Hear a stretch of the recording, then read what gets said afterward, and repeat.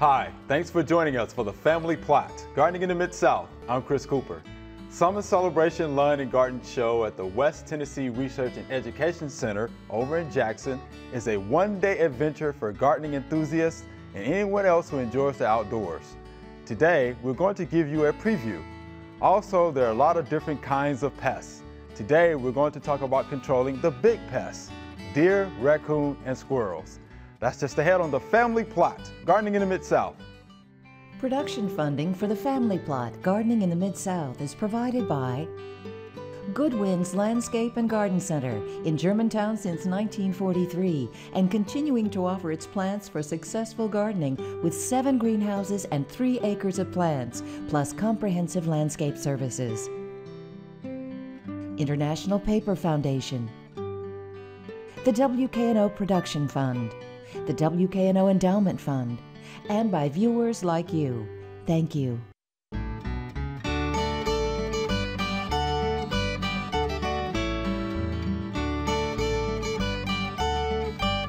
Welcome to the Family Plot. I'm Chris Cooper. Joining me today is Ginger Rousey. Ginger is a communications specialist with West Tennessee Research and Education Center in Jackson. That's right. And Mr. D is here. Proud to be here. All right, thanks for being here today. All right, Ginger, let's talk about summer celebration. It's always big fun. I always enjoy being there. So let's tell the people about it. Well, it's a great event. It's our 26th year to have the summer celebration 26? Lawn and Garden Show. 26. Okay. Haven't been there for all of them, have Okay, you? no, I am not. But it's a wonderful event. You talked about it in your lead-in, but it's a great event for people who love gardening, who love the outdoors. It's a great time to come see some wonderful ornamental displays and hear some of the region's best gardening experts speak on a variety of topics. We have about 15 different talks going on that day, tours, a wonderful plant sale, and then a lot of gardener vendors from around the area that are going to be selling plants, lawn equipment, garden art, things like that. So just a great day to get out and enjoy the outdoors and enjoy a little gardening information. Okay, let's give the folks the date and time. Sure, it's going to be Thursday, July 9th. Okay. It begins at 9 in the morning and then goes through 6 p.m. $5 admission to get in, and that's for adults. Children under 18 are free. Under 18 are free? Yes. All right, bring the family. Yes. Okay, now what's the theme for summer celebration this year? The theme this year is bees, birds, butterflies, and bottles. So wow, we are, bees. Yes. We are celebrating our pollinators, and of course we're also celebrating those creative garden displays. Sure. And if you came last year, you remember the bottle art I do. that Jason Reeves created. He had more than 6,000 bottles in the garden, in trees, and different displays, and he's expanding the bottle art collection this year. Expanding. So we'll have more than 7,000 bottles this year. Wow. So definitely going to be something to see, and those displays are very inspiring. But then a lot of the garden talks are going to focus on our pollinators, planting wildlife that attracts them, keeping a healthy habitat for the pollinators in your grounds. Okay. And of course, we have some other topics too that just hit on just traditional vegetable gardening, turf, keeping your turf safe, and that sort of thing. Okay, bees, birds, butterflies, and bottles, Mr. D, for bees. I like that. And Jason does an outstanding job with those displays. How does he think of all of that stuff? You know, I don't know. He's planted plants in an old stove before. He's hung bicycles from cables. So who knows how he comes up with these ideas? I think one year that's the neckties. Yes, I know. And you think it's just not going to look good. It always looks amazing, and it's something really interesting to see. And of course, back to the pollinators, the butterflies are going to be part of the tour. Sure. They'll have a tour of the butterfly plants that butterflies love, and the master gardeners are going to feature a lot of butterfly plants in their big plant sale. Good. We love our master gardeners. Yes. So good. 7,000 bottles. Yes. That's a lot of bottles, Mr. D. Somebody drank a lot of wine to get all those bottles. That's right. And that may have something to do with how he came up. Oh, okay. So you drank. Okay. Alcohol may have been involved in that. That maybe spurred the creativity. That's right. 7,000. Okay, now let's talk about the Kitchen Divas. Yes. You know, every year there's always a line to get in to see what the ladies are cooking. So let's mention that to the folks. Yeah, the Kitchen Divas are wonderful. They are divas, as their name implies, but super entertaining. They do a cooking demonstration that always features a vegetable or that you can grow in your garden, and this year they're featuring squash. Oh yeah, like squash. Yes, so the title is Save Room for Squash, so be sure you save room for it.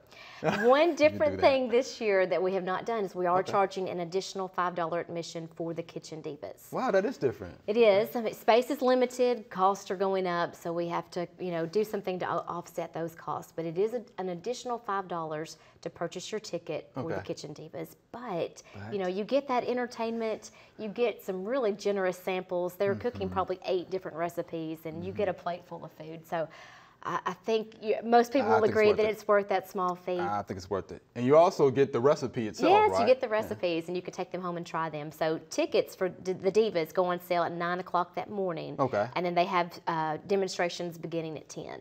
Okay. I always try to get in to see the Kitchen Divas. They have some good food. They do have wonderful food. Yeah, I mean, I've seen a little pushing and shoving in line to get in there to see them. There are some divas in line to see the divas. I have to be honest, but I have seen that. Yeah, but like I said, people really enjoy it. Of course, our space is limited, and so we had to do this to kind of curb, offset those costs somewhat, but hopefully people will still want to come out and see them. I hope that they will. Okay, and again, you said the Master Gardeners will be having a plant sale. Yes. So, and that starts? That starts at 9, and that goes through 6 o'clock, and our garden talks don't start until 10. Okay. And that's why the plant sales and the vendors booths open at 9 to give people a chance to come and shop. That way they don't have to miss any of the good talks later. Come early, yes, folks. So come early. Come early. Okay, and so there's 15 garden talks. Inside and outside, right? Yes. Okay. Yes, so you can enjoy some air conditioning if you need to, definitely. Yeah, because it's usually hot. It is. I mean, it's July. We know. It's summer. We got to celebrate it, but we celebrate it by sweating and you can come inside and cool off and listen to some good talks. But a lot of the talks, like I said, are going to focus on our pollinators, on planting, things in your landscape that are going to attract wildlife, complement the natural landscape, and then also just provide year-round interest for your lawns and gardens. Okay. And we always have great speakers. Yes. Always have great speakers. Carol Reese, who's a crowd favorite, will definitely be speaking, but wonderful speakers. Yes, and Carol's talk this year, I think, is going to yes. arouse some interest. You think so? Maybe? Y'all need to charge money for that. Y'all need to charge $5. Yes, yeah, we can say the title. We can say the title, Sex in the Garden. That's what Carol's doing. Right. She assures me that it's PG. We need to charge $10 for that. She says it's, PG-13. You're going to be okay. I mean, maybe, it's no frontal nudity except flower parts. That's what right. She says. That's right. And it's all about pollination. Yes. Yeah. Carol's version of the birds and bees talk is really about birds and bees. Right. So, it's going to be very interesting and fun as always. Yes. As always. So, yeah, I like the title. Interesting title that is. And so you can actually bring your soil to get it tested, right? Right. And that's where they'll see you at the That's plant. where I would be, at the diagnostic At the tent. diagnostic clinic. That's such a great thing. And, of course, that's included in your general admission, so no extra cost for this. But you can bring your sick plants and any insects you find and have them identified.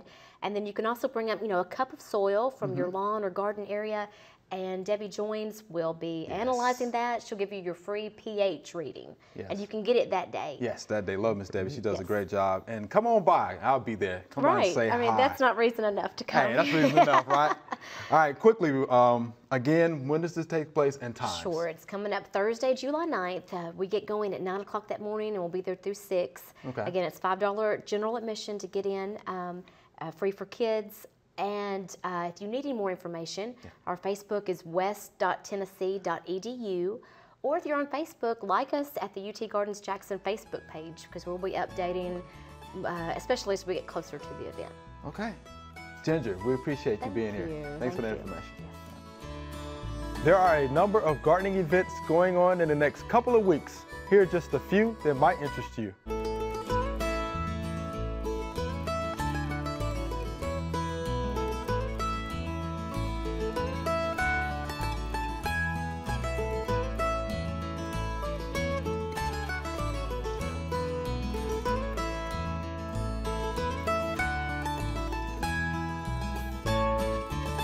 All right, Mr. D, we're starting to get calls at the office about deer, raccoons, squirrels, and some possums. It's that time of the year. Right. And, you know, and all of those are pests, but all of them, except maybe the possum. Yeah. I'm not sure about the possum because I've never tasted one, but the others, if they're properly prepared, are rather tasty. They're rather tasty. Unfortunately, you can't eat them this time of the year because you can't shoot these critters and prepare them because hunting season is not open. Right. So we're going to talk about trying to prevent them from causing problems and hopefully without having to dispatch them this time of the year. But let's start with deer. Let's start with the biggest one. And the reason I want to start with deer is because I got T-boned by a deer back last December, and I think the bill was about insurance payment was over $2,000. Oh, man. Took out 2 doors on my pickup truck. Oh, wow. And I have some facts that might interest you a little bit. On the average claim for a deer, and these figures are a couple of years old, so I'm sure they're higher now. Average claim is $3,300 when a deer hits a car, or a car hits a deer. My goodness. Nationwide, over 200 human deaths per year have been caused by car-deer collisions. According to one of the big insurance company, around $4 billion a year is what they estimate the cost of car-deer collisions nationwide. Wow, yeah. So those are some pretty big numbers. And something else, if you like Bambi, you know, that's okay. But another little fact here, if you have 2 deer without predation, if those 2 deer survive, they can, in 7 years, how big a herd do you think you'll have? In 7 years? 7 years, 35 deer herd from 2 deer. Because most deer, if their nutrition is good, they'll produce twins. Right. Mm-hmm. But and I know they do a lot of damage with homeowners, feeding on their ornamentals and things like that. And you know, I don't have a lot of answers for that. If you have a vegetable garden or an area that, a plant that you really want to protect. Hostas, for instance. Hostas. Yeah, deer electric love wire. hostas. You know, an electric wire, and you might want to go with 2 on our plots. We try to do 2 electric wires, and we try to lean the fence post out at about a 45-degree angle. And we use the solar-powered electric chargers. If next to your house, you can get a less expensive charger that you can plug into your outlets. Right. But then again, that's not, you know, real practical. You know, the garbage man may get shocked, and your meter man may get shocked. We don't want that to happen. Neighborhood kids running around, but another thing that might give you some relief: naphthalene, paradichlorobenzene crystals, mothballs can scatter around. That might give you a little bit of relief. What about coyote urine? I heard somebody actually mention that before. You know, coyotes are probably depositing urine in people's yards already, you know, all over the place. We have a lot of coyotes in this area. Yeah, we do. You know, I'm not sure that that's gonna work. So that and deer repellents, I mean, all those stuff will probably wear out over a little while anyway, I'm sure.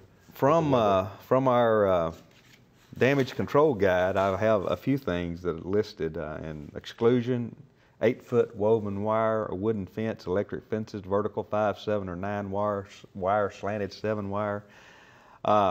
Cultural methods: plant trees or shrubs that are less attractive to deer. So maybe you don't need hostas in your landscape if deer are eating them up. Maybe so. Harvest crops as early as possible. Frightening gas exploders. 12-year-old with a 20 gauge. Ah, there he goes. Don't shoot high this time of year. You know? But it's a pretty tough situation. All right, let's talk about raccoons. Raccoons we can deal with a little bit better. We can trap raccoons, and that's probably the best way to control them. A live trap that you can pick up at any of the lawn and garden centers or hardware stores. And for raccoons, canned fish, cat food, scrap meat, canned dog food, sardines, chicken, whole fresh egg over sardines.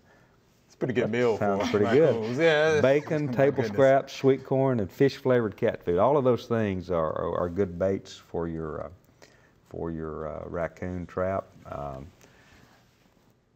A good suggestion would be to open the trap so that it won't spring, and put the food in there and feed them 2 or 3 nights. Get them used to coming into your trap before you set it. And then once you catch that critter, don't just take it 2 or 3 miles away and turn it loose, because they'll beat you back to the house. Talk to TWRA, give those guys a call and ask them what they suggest you do with them. You may not like the answer, but we've got way too many of them. There aren't near as many coon hunters out there now as there used to be. And they have urbanized, and they do a lot of, they can get into your attics and do a lot of damage there, but I try to catch them and get them out of there. Okay. Let's go quickly to squirrels. Squirrels? We get that question a lot, of course. They're taking my tomatoes, or they're taking, fruit off the tree, so how do we control them? I know what you're thinking. 12-year-old with a 20 gauge or a BB gun. I knew it. With the squirrels, they will do it in broad daylight. Most of the raccoons' damage is at night, but squirrels will come out in broad daylight, and I would, any kind of frightening deal. But I don't know of any way you can fence a garden off and keep a squirrel out of there. I don't either. I do know that if they're eating your pecan trees and things like that, you can put a sheet of metal around the tree to keep them from climbing up, and you have it at least 5 feet off the ground. It's got to be at least like 4 feet wide, and have it close to the tree where they can't get under it. And that's okay as long as they can't come from another tree and jump over into it. So you've got to be at least 12 feet from another tree or from your house or something like that. Other than wire fences all the way to the ground, wire cage on top of it, tomato plant, sealed pretty much with a door where you can go in and out. Metal, they can't go through metal. If you do a wooden box, they can chew a hole through it. Right. But, chicken wire will keep squirrels out, or you can, expanded wire, expanded metal, What about pepper spray? I've heard that, somebody actually told me they sprayed their vegetables with pepper spray. I thought you meant sprayed the squirrels. No. That would work. Spraying with pepper spray, right? Yeah. But hot pepper spray, of course. Okay. Well, that and capsaicin is the active ingredient. And also, that might give you some temporary relief. I don't know. If I were a squirrel, I might like a little pepper on my tomato. So they get used to it, right? But there again, you might try the moth crystals and mothballs, dichlorobenzene and naphthalene. Those things might give you some temporary relief. Try to beat them out there. Either plant enough for you and the squirrels. Plant enough. That's one thing you can do, or try to beat them out there and get them before they get them. Not good answer. Not even. It's tough. I'm sure that's not making anybody happy. Yeah, it's tough to control. There's no doubt about that. But Ginger, if they come to summer celebration, there's going to be a talk about controlling. Right. Jim Byford with UT Martin is going to kind of go a little more in depth in this and talk about some ways to both attract good wildlife and control the wildlife like moles and voles and squirrels that do damage. I know Jim, and I squirrel hunt with him every winter. How about that?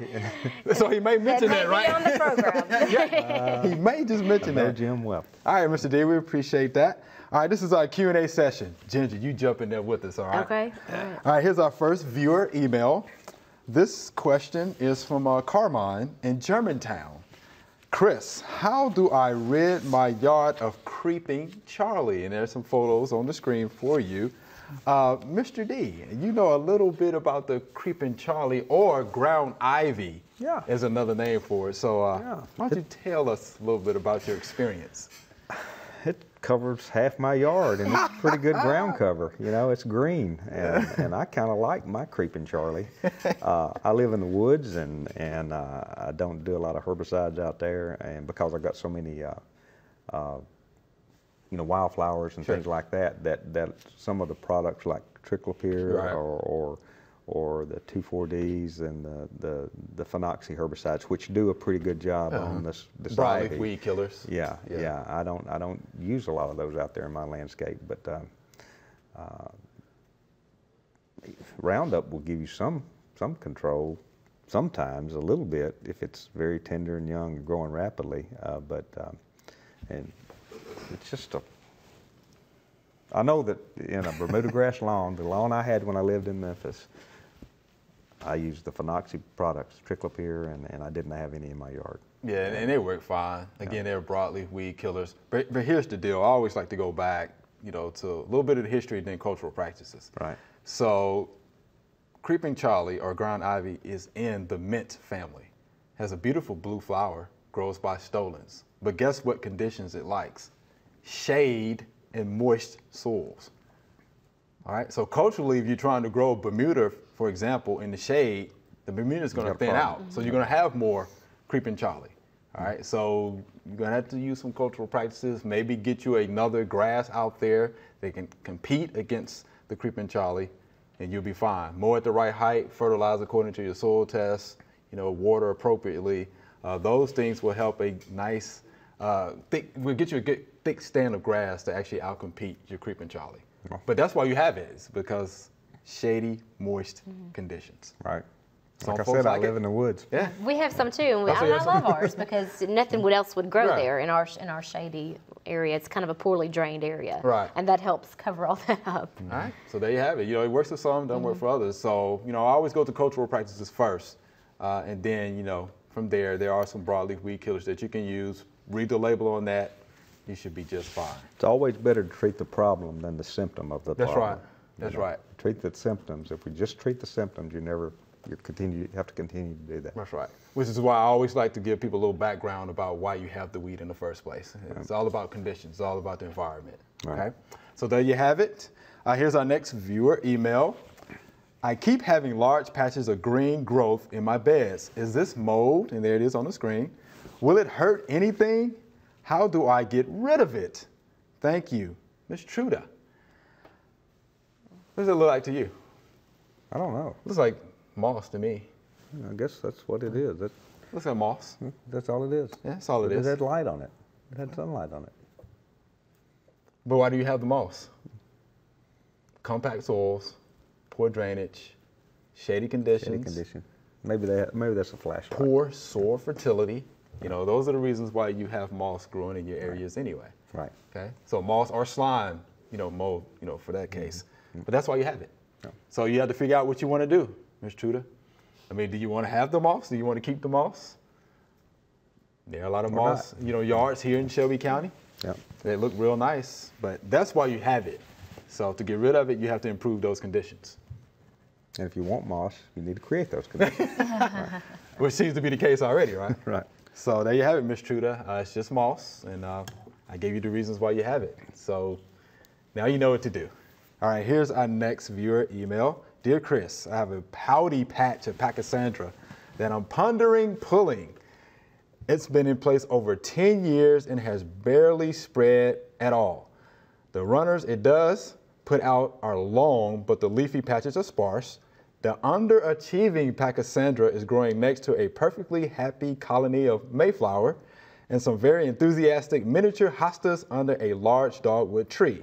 I spread compost each spring, and I'm a mostly nice person, she says. So what's wrong? What can I do to encourage Pachysandra to cover the ground? Because it is a ground cover. I see you pulling off your glasses. Because I don't have a clue.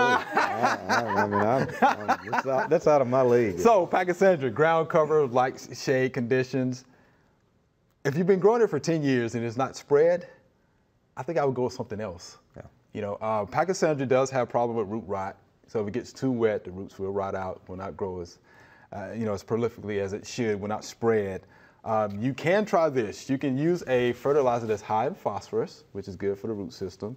And then I would come back maybe every 3 or 4 months and use a slow release fertilizer and see where that gets you. But other than that, I would probably go with something else. After 10 years, if it's not doing this deal, I don't think I'd have waited 10 years. The key point here that I took out of this is it's going next to a perfectly happy colony of Mayflower and some very enthusiastic miniature hostas. Let those guys have that spot. Yeah, let them have it. Let them have it. Yeah, let them have it. Maybe a little competition there. So yeah, you just let them have it.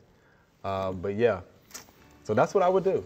You know, you can Take it think out. about, you know, fertilizing it, you know, see if it works. If it doesn't, then I would consider using another ground cover, or like Mr. D just said, just let Take it the out. miniature Take it out. miniature Take it out. hostas and dogwood have that area. All right, Mr. D, Ginger, we're out of time. Thanks for being here. Thank you. Remember, we love to hear from you. Send us a letter or an email with your gardening questions. Send your email to familyplot@wkno.org. The mailing address is Family Plot, 7151 Cherry Farms Road, Cordova, Tennessee, 38016. That's all we have time for today. Thanks for watching. I'm Chris Cooper. Be sure to join us next time for the Family Plot, Gardening in the Mid-South. Be safe.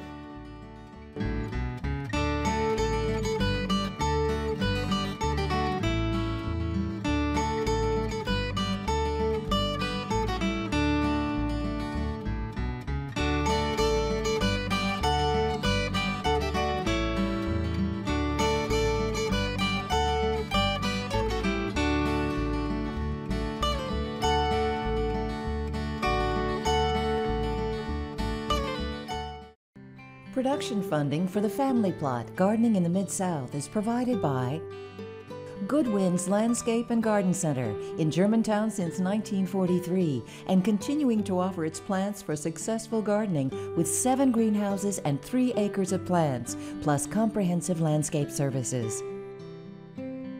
International Paper Foundation, the WKNO Production Fund, the WKNO Endowment Fund, and by viewers like you. Thank you.